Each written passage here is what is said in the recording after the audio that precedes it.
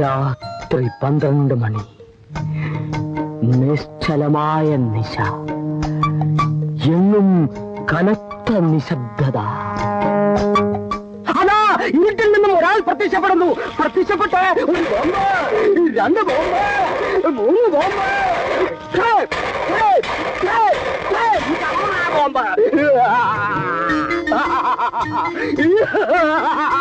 നിർത്തറയുമ്പോക്കി തോന്നി ദിവസം കാണിക്കാൻ എന്റെ പറഞ്ഞു ചന്തെന്ന് വിചാരിച്ചോ? അയ്യോ, സാറിനെ ഒന്ന് ഇംപ്രസ് ചെയ്യാൻ വേണ്ടിയായിരുന്നു. കുട്ടികൾ 2 ഓടി, അച്ഛനും അമ്മയും മരിച്ചു. ഓട്ടത്തിനിടയിൽ അവർ വേർപിരിയുന്നു. സെന്റിമെന്റ്. ഓട്ടത്തിനിടയിൽ അവർ പാട്ടിൽ വലുതാവുന്നു. വില്ലനെ കണ്ടുമുട്ടുന്നു, പ്രതികാരം തീർക്കുന്നു. ചേട്ടനും അനിയനും ഒന്നിക്കുന്നു. ഒരാളുടെ കാമുകിക്ക് വേണമെങ്കിൽ ക്യാൻസറോ സ്വൽപ്പ കിഡ്നി ട്രബിളോ ആകാം. അതിനൊരു സൈഡ് ട്രാക്ക് വേറെ ചേർത്തിട്ടുണ്ട്. തീർന്നോ? വേണമെങ്കിൽ കുറച്ച് ഇലാബറേറ്റ് ആയിട്ട് പറയാം. ഇനി ഒരു അക്ഷരം മിണ്ടിയാൽ നിന്റെ വീട്ടിൽ ഞാൻ തീർക്കും. എടുത്തോണ്ട് വേണം. ഇങ്ങനെയുള്ള ചീപ്പ് കഥകളൊന്നും ഞാൻ പ്രസിദ്ധീകരിക്കില്ലെന്ന് നിനക്ക് അറിഞ്ഞൂടെ? എന്റെ പേരെന്താണെന്ന് അറിയാമോ?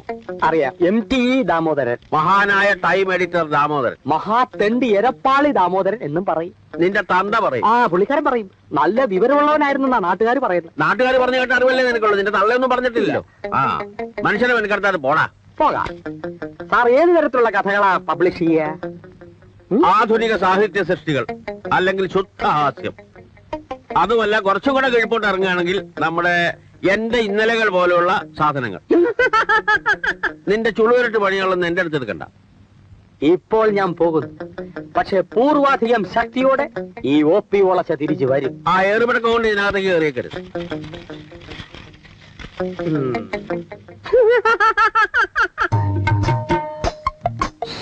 കാറ് പോവോ? പിന്നെ കാണാനാ നിർത്തിയിരിക്കുന്നത്. എന്നാ പോട്ടെ. അതെ, അങ്ങനെ ചുമ്മാ പോട്ടെന്ന് പറഞ്ഞാലൊന്നും പോകത്തില്ല. ആർക്ക് പോണം, എവിടെ പോണം, എന്തിനു പോണം, എത്ര ബഡ്ജറ്റ് ഉണ്ട് എന്നൊക്കെ പറഞ്ഞാൽ സൗകര്യം ഉണ്ടെങ്കിൽ വരും.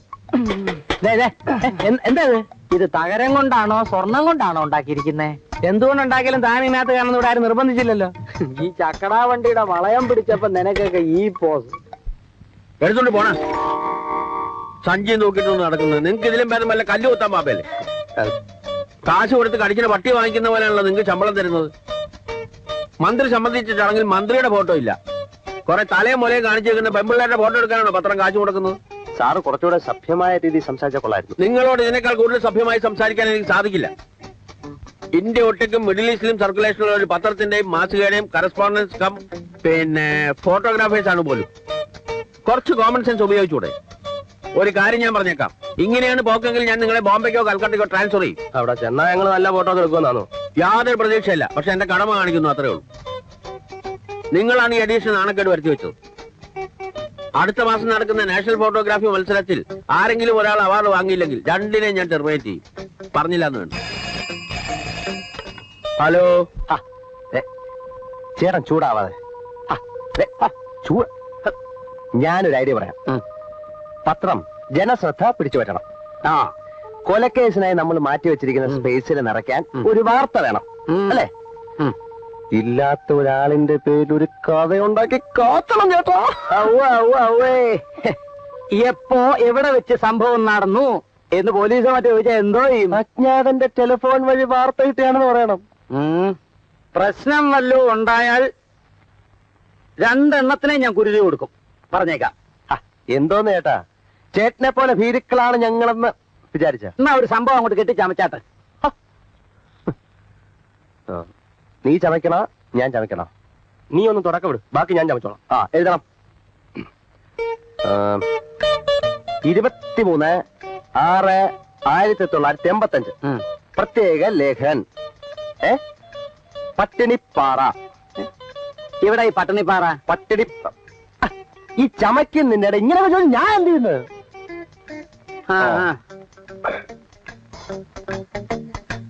എട്ടുവീട്ടി തറവാട്ടിലെ ഇപ്പോഴത്തെ അവകാശിയും അനേകം തൊഴിലാളി കുടുംബങ്ങളെ വഴിയാധാരമാക്കിയ ഒരു ചരിത്രവുമുള്ള എട്ടുവീട്ടിൽ രാഘവൻ പിള്ള ബുധനാഴ്ച രാത്രി 4 ഹരിജൻ യുവതികളെ ബലാത്സംഗം ചെയ്ത് കൊന്നിരിക്കുന്നു. അത് മതി. അവശ വിഭാഗങ്ങളെ കയ്യിലെടുക്കാൻ, ആവേശം കൊള്ളിക്കാൻ അത് മതി.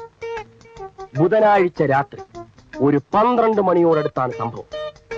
ദൂരെയുള്ള ഗ്രാമത്തിൽ പകലന്തിയോളം പണിയെടുത്ത് തളർന്ന മതാലസകളായ 4 ഹരിജൻ യുവതികൾ പട്ടിണിപ്പാറയിലുള്ള ഒറ്റയടിപ്പാതയിലൂടെ നടന്ന് അപ്പോൾ മദ്യപിച്ച് മതോന്മത്തനായി കൂട്ടുകാരോടൊപ്പം ഒറ്റയടിപ്പാതയിൽ നിൽക്കുകയായിരുന്ന 8 വീട്ടിൽ രാഘവൻപിള്ള ഹരിജൻ യുവതികളെ കടന്നു പിടിക്കുന്നു.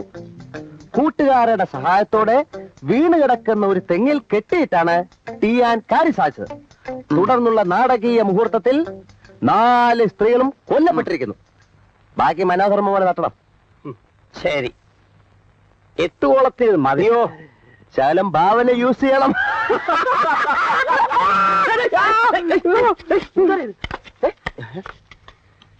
എന്തോ പോയില്ലയോ?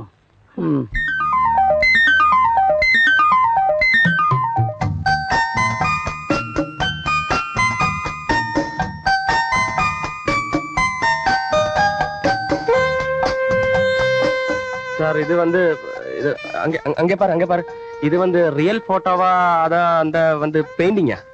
ഫോട്ടോ തന്നെ. ഇതൊക്കെ എങ്ങനെ എടുക്കുന്ന ആശാനെ? ഇങ്ങനെയൊക്കെ ഫോട്ടോ എടുക്കാൻ പറ്റൂ?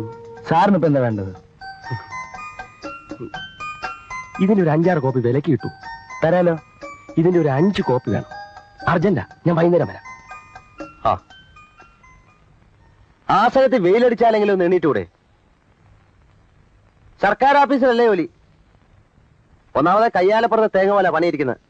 ഒരു ചെറിയ കാരണം കിട്ടിയാൽ മതി, കളവൻ ചവിട്ടി പുറത്താക്കും. ഉപദ്രവിക്കാതെ പോടെ, ഒന്നും ഉറങ്ങാനും സമ്മതിക്കൂല. നിനക്ക് തോന്നുമ്പോ എണീറ്റ് വായും പൊളിച്ചങ്ങ് വാ, ഉരുട്ടി വെച്ചേക്കാം. ആ ശരി, എന്നാ സൗകര്യം പോലെ ഉറങ്ങിക്കോ.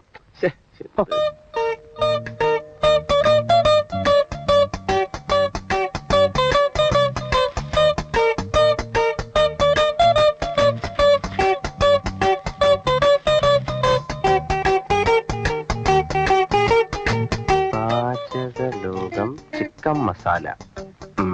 ആകാശവാണി മദ്രാശി. കലാരംഗം. ഇന്നത്തെ കലാരംഗത്തിൽ ആദ്യം പാചക ലോകമാണ്. കോഴിക്കറികൾ എങ്ങനെ ഉണ്ടാക്കാം എന്നതാണ് വിഷയം. ആദ്യമായി ചിക്കൻ മസാല. കോഴിയെ നന്നായി കഴുകി വൃത്തിയാക്കുക. ആവശ്യത്തിനുള്ള മുളക്, മല്ലി, കുരുമുളക്, കറി മസാല, ഇഞ്ചി, ഉരുളക്കിഴങ്ങ്, തക്കാളി, പച്ചമുളക് ഇവ റെഡിയാക്കി അടുത്ത് വെക്കുക. മുളക്, മല്ലി, കറിമസാല, വെളുത്തുള്ളി ഇവ നന്നായി അരച്ചെടുക്കേണ്ടവയാണ്. ഉപ്പിനെ കുറിച്ച് ഞാനിവിടെ പറയുന്നില്ല, പക്ഷെ അത് ഇടേണ്ടപ്പോൾ കറിയിലിടാൻ മറക്കരുത്. ഇനി കോഴിയെ കയ്യിലെടുക്കുക.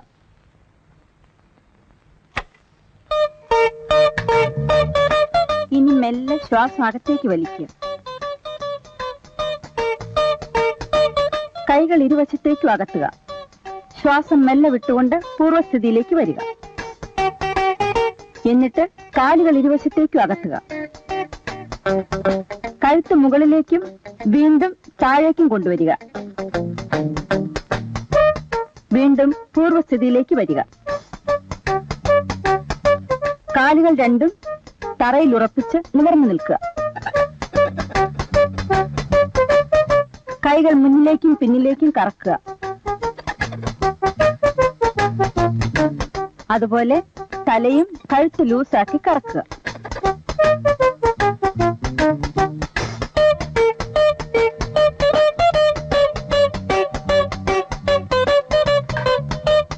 ഇപ്പോൾ നിങ്ങളുടെ മുന്നിൽ ഇരിക്കുന്നതാണ് സ്വാദിഷ്ടമായ ചിക്കൻ മസാല. ഇനി വൃത്തിയായ പാത്രത്തിൽ സാലഡുകളോടൊപ്പം വിളമ്പിയാൽ മാത്രം മതി. ഇന്നത്തെ പാചകലോകം ഇതോടെ അവസാനിക്കുന്നു.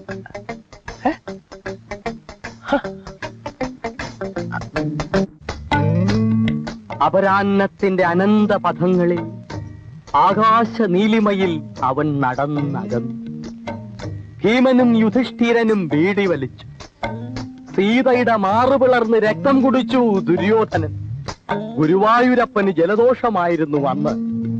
അമ്പലത്തിന്റെ അകാൽ വിളക്കുകൾ തെളിയുന്ന സന്ധ്യയിൽ അവൾ അവനോട് ചോദിച്ചു, ഇനിയും നീ ഇതുവഴി വരില്ലേ ആനകളെയും തെളിച്ചുകൊണ്ട്? എങ്ങനുണ്ട്? നിന്റെ തലയ്ക്ക് വല്ല അസുഖമുണ്ടോ? ഇല്ല. പിന്നെ എന്താ അതിന്റെ അർത്ഥം? സാർ ആധുനികമേ പബ്ലിഷ് ചെയ്യൂ എന്ന് പറഞ്ഞതുകൊണ്ട് സ്വപ്പ കഞ്ചാവ് അടിച്ചുകൊണ്ട് എഴുതിയതാ. കഴിഞ്ഞ തവണ പറഞ്ഞ അതേ ബോംബ് കഥ തന്നെ, സ്റ്റൈല് മാറിയപ്പോ ഇങ്ങനെ ആയിപ്പോയി. എടാ മരമണ്ടം കഴുതേ, നിനക്ക് പറ്റിയ പണി എന്താണെന്ന് ഞാൻ പറയാം. ഇതല്ലേ എനിക്കറിയാം, പക്ഷെ അവന്മാർക്കും ഇപ്പൊ യൂണിയൻ ഉണ്ട്. അതുകൊണ്ട് അതേ സ്റ്റാറ്റസ് ഉള്ള വേറൊരു പണി ഞാൻ നോക്കി.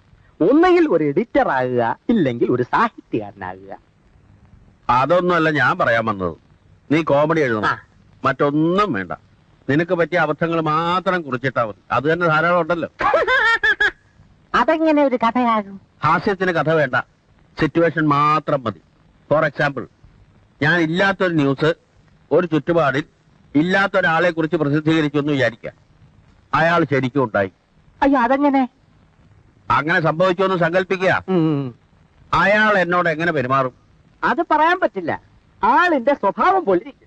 ആ പെരുമാറ്റമാണ് കോമഡി. നീ ഒന്ന് അയാൾ എന്നോട് എങ്ങനെ പെരുമാറും ഊഹിച്ചു പറ, നിനക്ക് കോമഡി മനസ്സിലാവും. അത്